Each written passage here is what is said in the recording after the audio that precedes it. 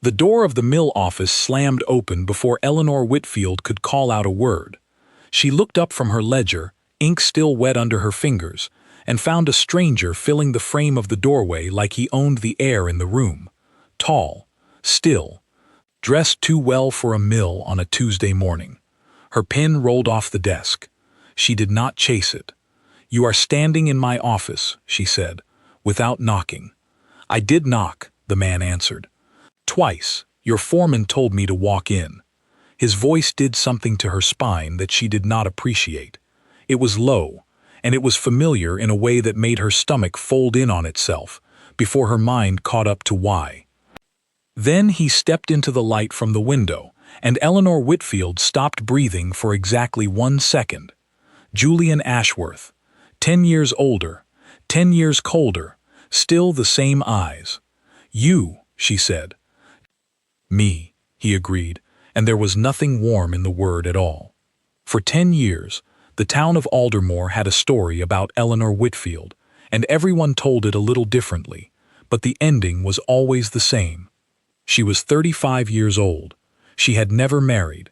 She ran her father's textile mill with her own 2 hands because there had been no son to inherit it, and no husband willing to take it, or her, off the shelf. They called her the Spinster of Aldermoor Mill behind polite smiles at church. They called her difficult because she argued with buyers over fair prices. They called her stubborn because she refused every introduction her aunt arranged with the desperation of a woman running out of time. Eleanor had stopped caring what they called her 3 years ago, on the morning she signed the papers that kept the mill out of the hands of a man who would have gutted it for parts. She had a business to run. She did not have time to be someone's wife, and even less time to grieve the one chance she had almost taken, a decade before, with a young man who left Aldermoor without a single word of goodbye. That young man was standing in her office now, older, sharper, and apparently a duke. "They tell me you're in trouble," Julian said, glancing at the ledger on her desk as if he had every right to. Eleanor closed the book with a snap.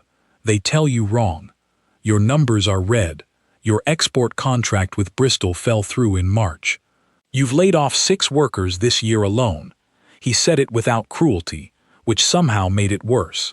"I make it my business to know things, Eleanor. It's Miss Whitfield." Something flickered behind his eyes. Gone before she could name it. "Miss Whitfield," he repeated, careful, like the words cost him something to say correctly. "I have a proposal." She almost laughed. "Almost. A decade too late for that, Your Grace." He did not flinch. She gave him credit for that, privately, where he would never see it. "Business," he clarified. "My estate needs a textile operation that doesn't bleed money. Yours needs capital, and a distribution line that reaches London instead of dying at the county border. I am offering a merger. You are offering to buy me. I am offering to save you." The words landed harder than either of them expected. Eleanor watched something pass over his face, quick as a shadow crossing water, and then it was gone, smoothed back into the composed mask of a man who had learned, somewhere in the last 10 years, exactly how to hide. She had learned that skill too. She used it now. "Get out of my mill," she said, "before I have Pharaoh throw you out of it." Julian did not move. "Your foreman already likes me. I asked about the looms on my way in. He talked for 10 minutes. William Pharaoh would talk to a fence post if it asked about looms. Then I have a fence post's charm," noted. Despite herself, despite the 10 years and the wound underneath them that had never quite closed, something in Eleanor's chest twitched toward a laugh. She crushed it flat before it could reach her mouth. "You left," she said instead, because someone had to say it, and she was tired of being the only one who remembered. 10 years ago. No letter, no explanation. You simply were not here anymore, and everyone in this town watched me wait for a reply that never came. Julian's jaw tightened. "That is a longer conversation than I have time for this morning."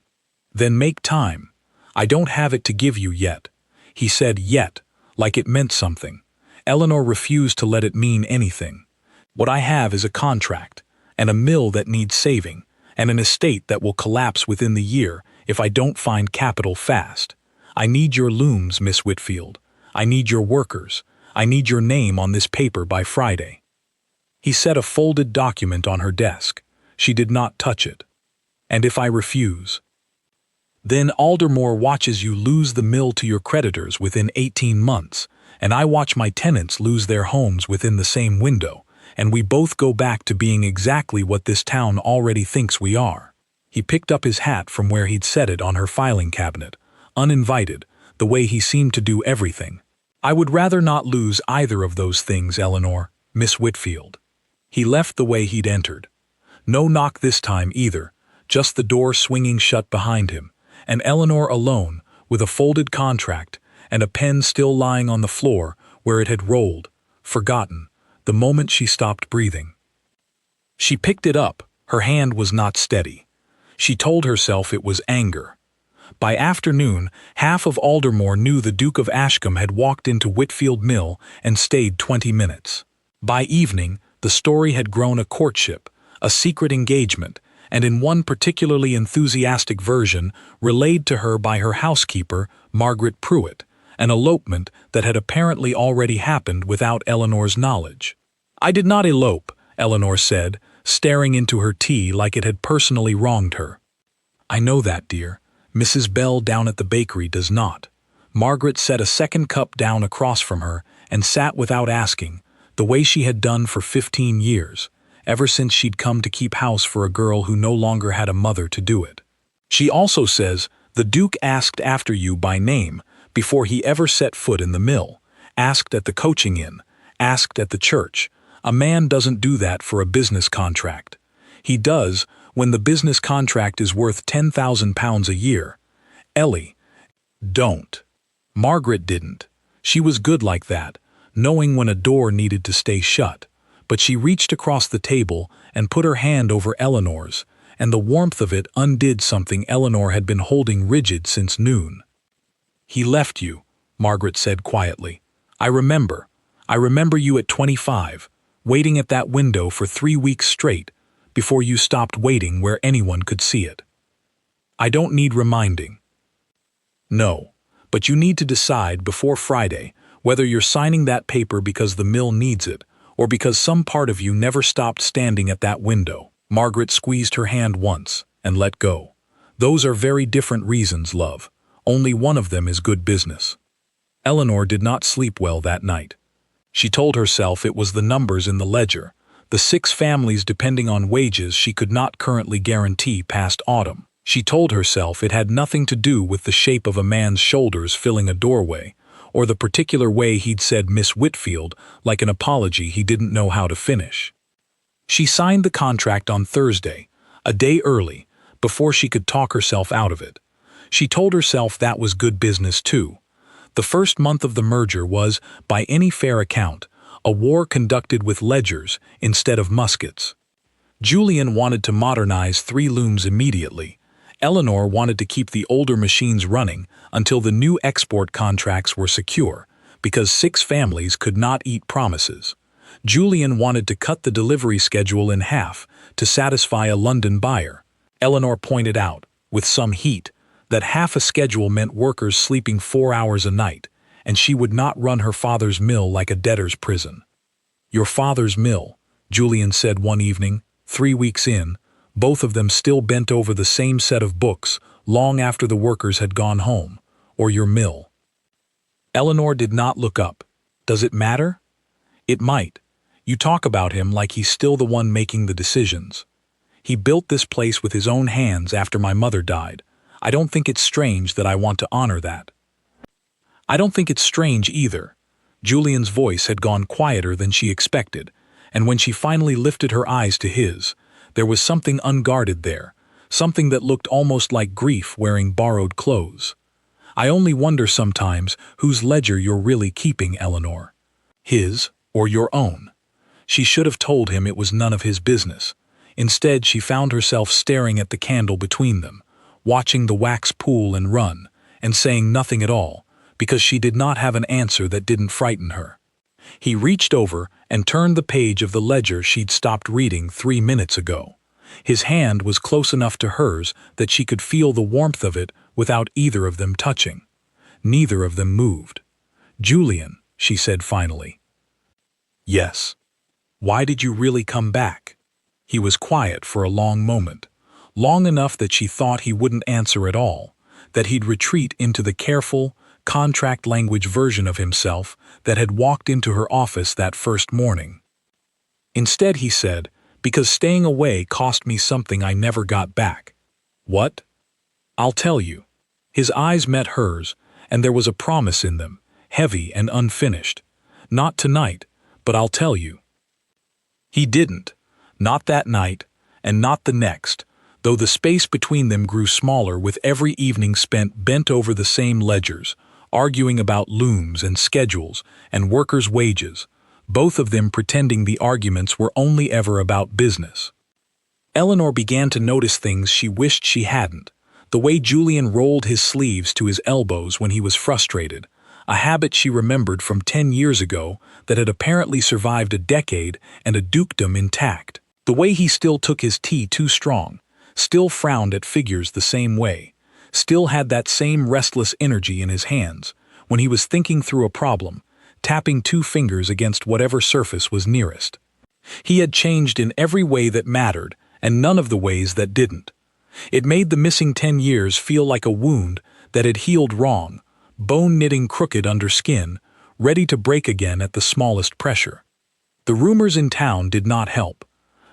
Charlotte Bell, who ran the bakery and considered gossip a civic service, took to greeting Eleanor each morning with a smile too sharp to be kind. "Working late again with His Grace, I hear," she said one Tuesday, handing over a loaf of bread with the air of a woman handing over evidence. "Quite the business partnership." "It is a business partnership," Eleanor said. "Of course, dear, of course." Charlotte's smile did not move. "Though I do wonder what sort of business keeps a duke at a mill office until well past dark, 3 nights a week, for a month running." "The sort that involves numbers, Charlotte. You should try it sometime. Might improve your bread." She walked home with her chin high and her hands shaking slightly around the bread she hadn't wanted in the first place, and she told herself the shaking was anger. It was becoming harder to tell herself that convincingly. The letter came to light on a Wednesday, by accident, the way most disasters do. Eleanor had gone to Julian's study at Ashcombe Hall to retrieve a set of export figures he'd promised her that morning and forgotten to send. His steward, a genial older man named Arthur Voss, waved her in with the easy familiarity of someone who had already decided she belonged there, and told her to help herself to the second drawer of the desk while he fetched the Duke from the stables. Eleanor opened the second drawer. The figures were there, exactly where Arthur said they'd be, tucked beneath a stack of correspondence. She lifted them out carefully. Beneath them was a letter, folded and refolded so many times the creases had gone soft as cloth, the ink faded but not gone. She recognized her own handwriting before she recognized the words. Her hands went cold. It was the letter she had written him 10 years ago, 3 weeks after he vanished from Aldermoor without explanation, when she still believed there had to be some mistake, some reasonable account of his silence that did not end with him simply not wanting her anymore. She had poured herself into that letter the way only a heartbroken 25-year-old can. Every hope and every accusation laid bare on the page, and she had sent it to the last address she had for him and received nothing back. Nothing back, because he had never received it. Or because he had, and kept it anyway, folded soft as cloth from years of being held. Eleanor was still standing there, letter in one hand, figures in the other, when Julian came through the study door. He saw what she was holding and went very still. "You told me you never got it," she said. Her voice came out steadier than she felt, which was its own small mercy. 10 years ago, I asked you directly, the one time I managed to see you before you left the country entirely, and you told me no letter had ever come." "Eleanor."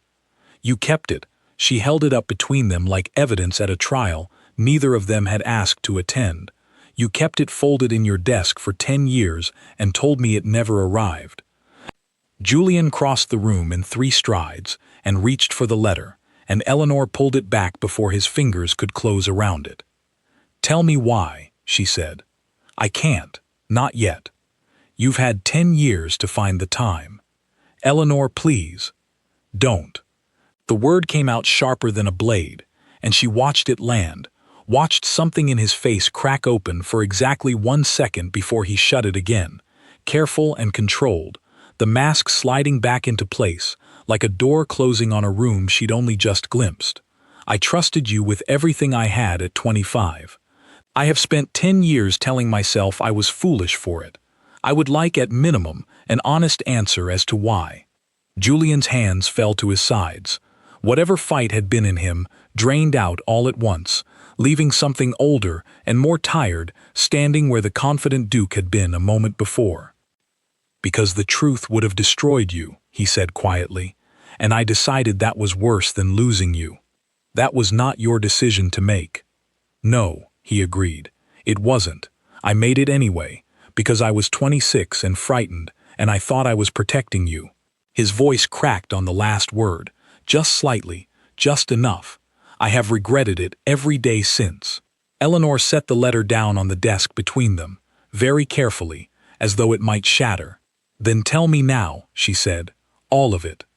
Or I walk out of this house, and this contract stands as the only thing between us, and you will never see me in a room that isn't a ledger again." Julian looked at her for a long moment. Then he pulled out a chair and gestured for her to sit, and began. The story came out slowly, in pieces, like a man pulling old nails out of wood that had grown around them. 10 years ago, Julian said, her father had come to him, not with anger, not with threats shouted across a room, but with numbers, laid out cold and precise across a desk, much like the one between them now. Henry Whitfield owed money, a great deal of money, to men in London who did not extend patience or forgiveness when payments came late, men whose collection methods did not stop at strongly worded letters. "Your father built this mill twice," Julian said, "once with his hands, and once again after a fire took half of it when you were 16.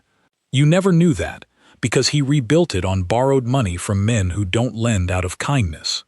Eleanor sat very still. "He never told me." "He wouldn't have. He was proud, and he loved you, and he did not want you to know how close you both came to losing everything."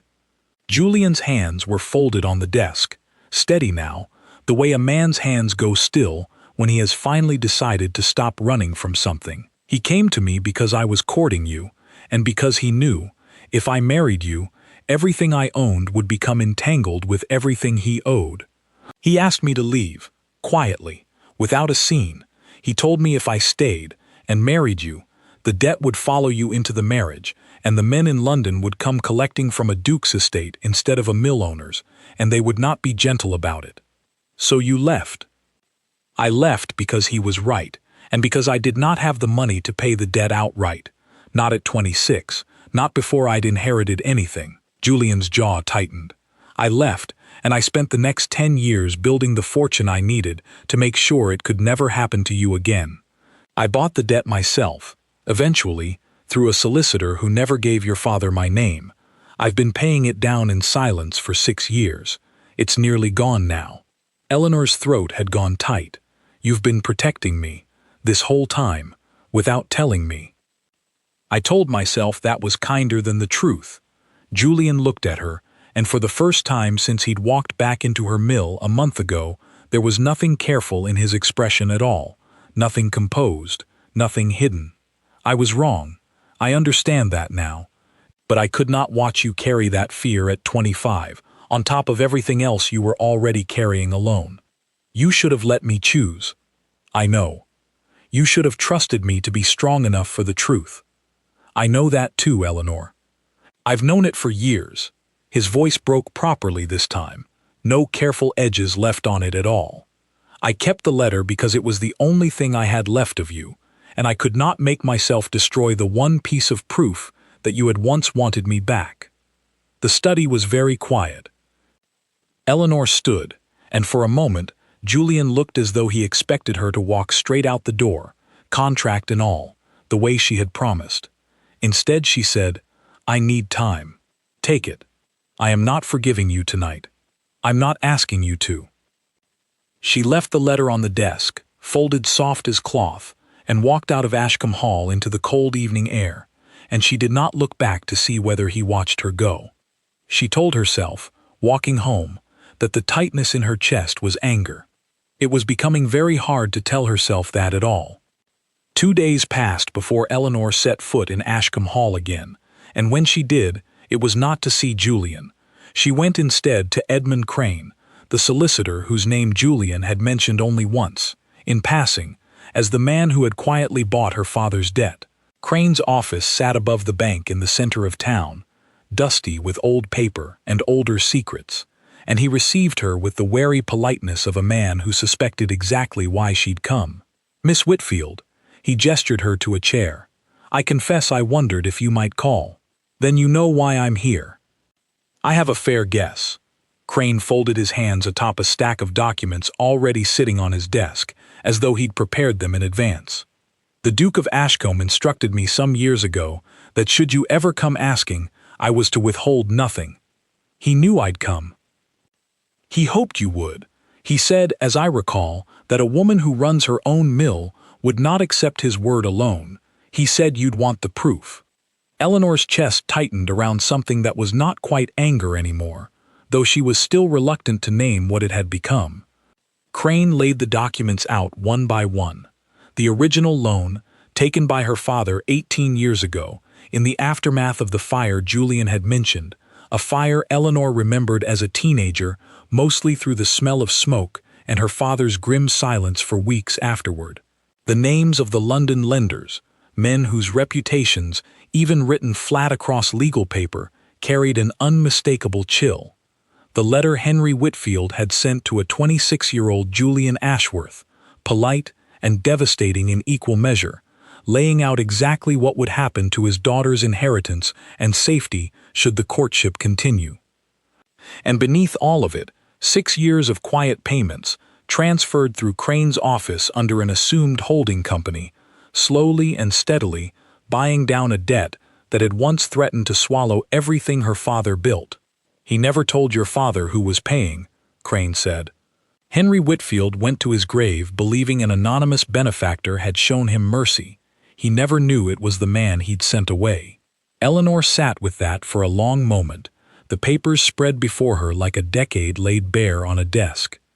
"Why keep it secret even from my father?" "Because the Duke did not want gratitude," Crane said simply. "He wanted your safety. He told me once that the two were not the same thing, and that he'd rather have the second without the first than risk losing either by asking for both."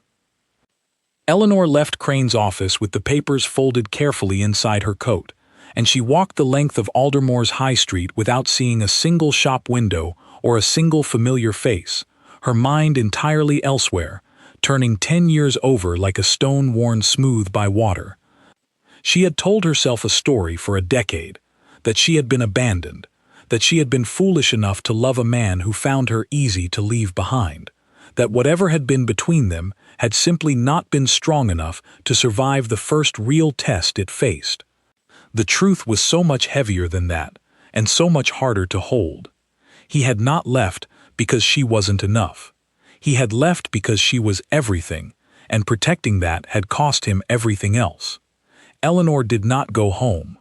She walked instead toward the mill, because it was the one place she had always gone to think clearly, ever since she was a girl learning her father's ledgers at his elbow. She let herself in through the side door, past the loom standing silent in the evening dark, and sat at her father's old desk, the one she had inherited along with everything else he'd built and everything else he'd hidden. She thought about Margaret's question from a month ago, whether she was signing that contract for the mill or because some part of her had never stopped standing at that window. She thought she finally understood the answer, and it frightened her more than the debt ever had. Charlotte Bell's gossip found new fuel within days. "They say the Duke's man has been seen at the solicitor's office 3 times this month," she told Eleanor over the bakery counter, eyes bright with the particular delight of a woman who suspects a scandal is finally, properly ripening. "And you were seen leaving that same office yourself," Not 2 days passed. People are saying there's a settlement being drawn up. A marriage settlement, some say. People say a great many things, Charlotte.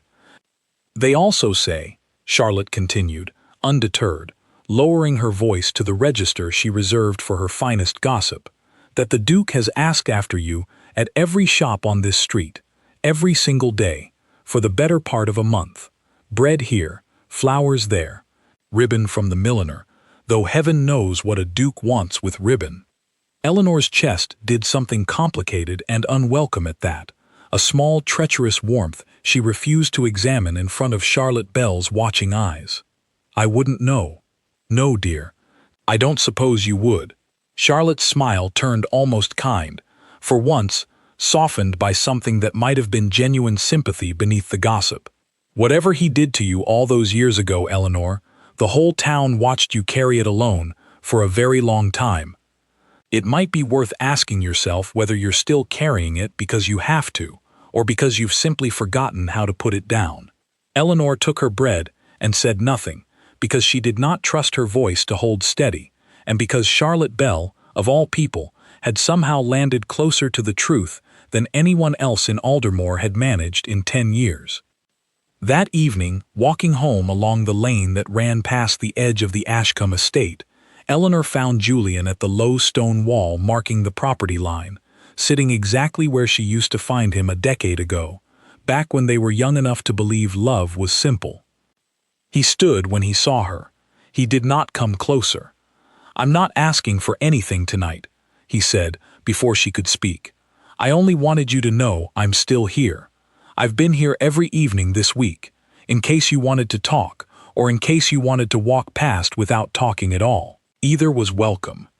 Eleanor looked at him for a long moment, the fading light behind him turning his shoulders to shadow, the same shoulders that had filled her office doorway a month ago and unraveled 10 years of careful forgetting in a single breath.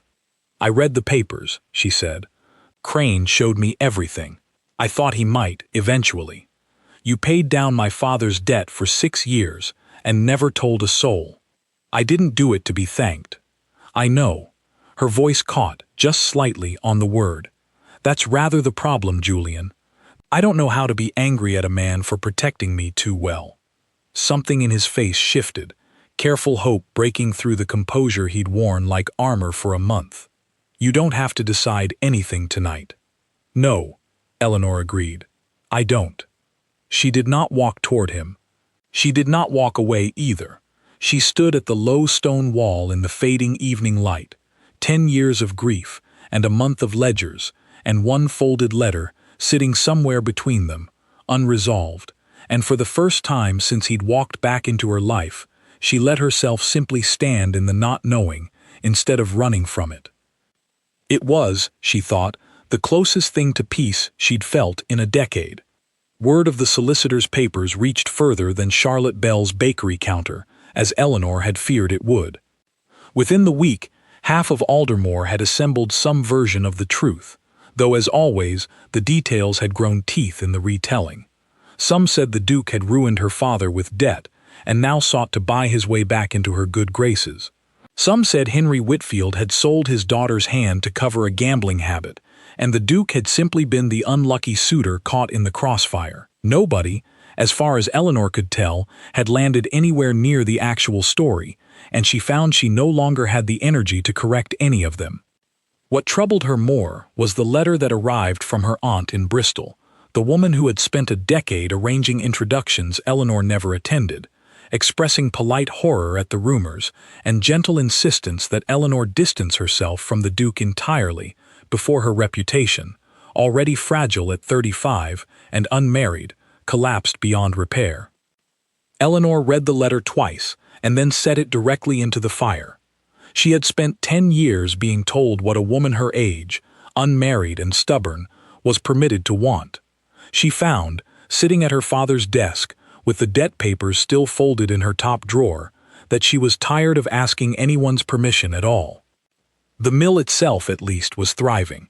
The London contract Julian had promised came through in full, and the modernized looms, once Eleanor finally agreed to the upgrade on her own terms and her own schedule, tripled their output within 2 months without costing a single worker their livelihood. William Farrow, her foreman, took to greeting the Duke with genuine warmth whenever he visited, the two of them falling into easy conversation about machinery that left Eleanor watching from her office window with an expression she could not quite name. "He's not what the town says he is," Farrow told her once, catching her watching. "Whatever they're all whispering, a man doesn't ask after every worker's family by name unless he means it. I know what he is, William. Do you?" Farrow smiled, not unkindly, and went back to his looms, leaving Eleanor with a question she still hadn't fully answered, even weeks after Crane's office, and the low stone wall, and the letter folded soft as cloth. She went to Julian on a Thursday evening, 3 weeks after the truth had come fully into the light, and she did not go to the low stone wall this time. She went to the front door of Ashcombe Hall itself, and she asked Arthur Voss to tell the Duke she wished to speak with him, and she waited in the same study where she'd first found the letter, standing this time instead of sitting, her hands folded tightly against the nerves she refused to let show. Julian came in quickly, hair slightly disordered, as though he'd come straight from somewhere he hadn't expected to leave. "Eleanor, is something wrong?" "No." She took a breath. "I've come to ask you something, and I would like an honest answer, the kind you didn't give me 10 years ago. Anything. If I had known the truth then, about my father's debt, about the danger, about all of it, what would you have wanted me to do?" Julian was quiet for a long moment, choosing his words with obvious care. "I've learned to be careful with that word, ended, because the thing I'm describing didn't end so much as exhaust itself. I have spent 10 years regretting it. I don't intend to make that mistake again." "Then choose honestly with me now," Eleanor said, not as a duke offering rescue, not as a man paying down a debt out of guilt. "Tell me plainly, Julian, what you want, and let me decide what I want to do with it." He crossed the room until he stood directly before her, close enough that she could see every year the last decade had carved into his face, close enough that neither of them could hide behind careful composure any longer. "I want you," he said simply. "I have wanted you since I was 26 years old, and too frightened to say so honestly. I have spent 10 years building a fortune I told myself was for your protection, when the truth is I built it because some part of me never stopped hoping I'd get the chance to stand in front of you again and finally do this properly." "And the mill? The contract?" "The contract stands regardless of what you decide tonight. Your workers, your looms, your father's legacy, all of it is safe, whether or not you ever want to see me again outside of business." He reached for her hand, slowly, giving her every chance to pull away. She didn't. "But if you'll let me, Eleanor, I would like the chance to spend the next 10 years the way I should have spent the last 10, beside you, honestly, with nothing folded away and hidden in a drawer." Eleanor looked down at his hand around hers, warm and steady, and she thought of the girl at 25 who had waited at a window for 3 weeks before she learned to stop hoping, and she thought of the woman at 35 who had built a life out of the wreckage of that hope, and called it enough. She thought, perhaps, it did not have to be one or the other. "I am not the girl you left," she said quietly. "No," Julian agreed. "You're better. You built something extraordinary out of everything that tried to break you, and I would be honored, Eleanor, simply to stand beside it." "Beside you." She did not answer him with words. She answered by stepping closer, closing the last small distance between them, and letting her forehead rest against his shoulder, the way she had once done as a girl of 25, except this time there was no fear underneath it, no waiting for the ground to give way. Julian's arms came around her carefully, as though she were something rare he did not quite believe he'd been allowed to keep. Word reached Aldermoor within days, as it always did, and this time the story did not need any embellishing at all. The mill and the estate merged fully within the month, not as a rescue and not as a transaction, but as a genuine partnership signed by two people who had finally stopped hiding the truth from each other. Eleanor kept her father's desk, her father's ledgers, and her father's name over the mill door, and Julian, for his part, insisted the new joint venture bear both their names equally, side by side, the way it should have been from the very beginning. Charlotte Bell, to her credit, was the first to offer genuine congratulations rather than gossip, though she could not resist adding that she had, in fact, called it months ago, a claim Eleanor chose not to dispute. Margaret Pruitt cried at the small wedding held in the mill's own courtyard that autumn, surrounded by workers and their families rather than the polite society that had spent a decade calling Eleanor a spinster behind careful smiles. William Farrow gave a toast about looms that somehow, against all odds, brought half the guests to tears. And Eleanor Whitfield, 35 years old, stood beside the man who had waited 10 years to finally do things honestly, and she found she did not care in the slightest what anyone in Aldermoor had once called her, or might call her still. She had spent a decade believing she'd been left behind. She understood now that she had simply been protected, imperfectly, by a man too young and too frightened to know a better way, and that the waiting between them had ended, not because society finally approved of it, but because two people had finally chosen honesty over fear, together, on their own terms, in their own time. It was, she thought, exactly the kind of ending a spinster of 35 deserved. It was, in fact, no ending at all. It was simply, finally, the beginning she had waited 10 years to have.